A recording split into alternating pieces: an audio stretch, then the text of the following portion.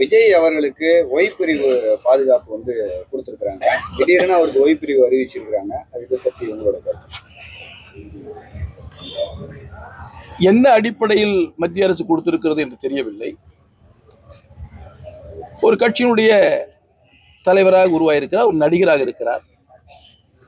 அதன் அடிப்படையிலே கூட சேருகின்ற இடத்தில் கூட்டம் அதிகமாக சேரலாம், அதனால் அவருக்கு பாதுகாப்பு கொடுக்க வேண்டும் என்று பெருந்தன்மையாக கொடுத்திருந்தால் மகிழ்ச்சி.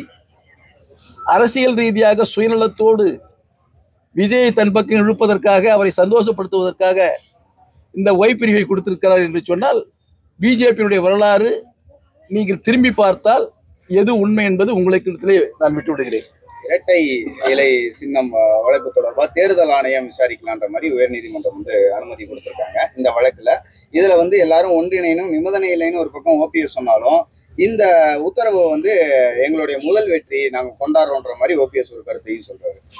முதல்ல உயர்நீதிமன்றம் எந்த அடிப்படையில் நாங்கள் கொடுத்த மனுவை நிராகரித்து தேர்தல் ஆணையம் விசாரிக்கலாம் என்று சொல்லியிருக்கிறது என்று நீங்கள் பார்க்க வேண்டும்.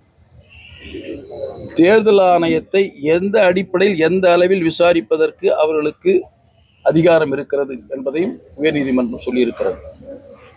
15 விதியின் கீழ் ஒரு இயக்கத்தில் பிளவுபடுகின்ற நேரத்தில் சின்னங்கள் யாருக்கு கொடுக்க வேண்டும் என்பதை மட்டும்தான் தேர்தல் ஆணையம் முடிவு செய்ய வேண்டும்.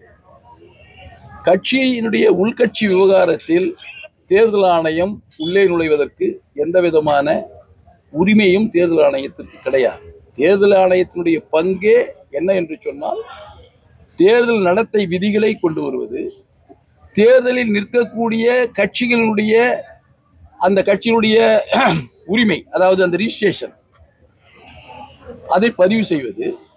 அந்த பதிவு செய்த பொழுது அந்த மீண்டும் தேர்தலை சந்திக்கின்ற பொழுது ஏதாவது பிரச்சனை வருகின்ற பட்சத்தில் ஏற்கனவே ஒதுக்கப்பட்ட சின்னங்கள் கொடுக்கக்கூடாது என்றால் ஒரு பிரிவு சொல்லுகின்ற பொழுது அந்த பிரிவு ஒதுக்க வேண்டுமா அல்லது எதிர்பிரிவுக்கு ஒதுக்க வேண்டுமா அல்லது இரண்டுமே சமமாக இருக்கிற காலத்தில் அந்த சின்னத்தை முடக்க வேண்டுமா என்பது முடிவெடுக்கக்கூடிய இடத்திலே தேர்தல் ஆணையம் இருக்கிறது.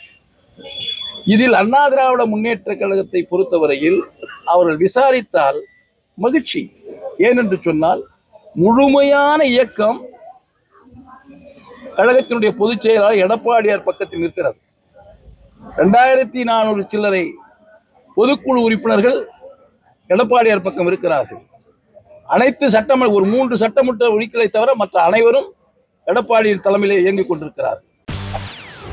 செய்திகளை உடனுக்குடன் தெரிந்து கொள்ள உடனே சப்ஸ்கிரைப் பண்ணுங்க.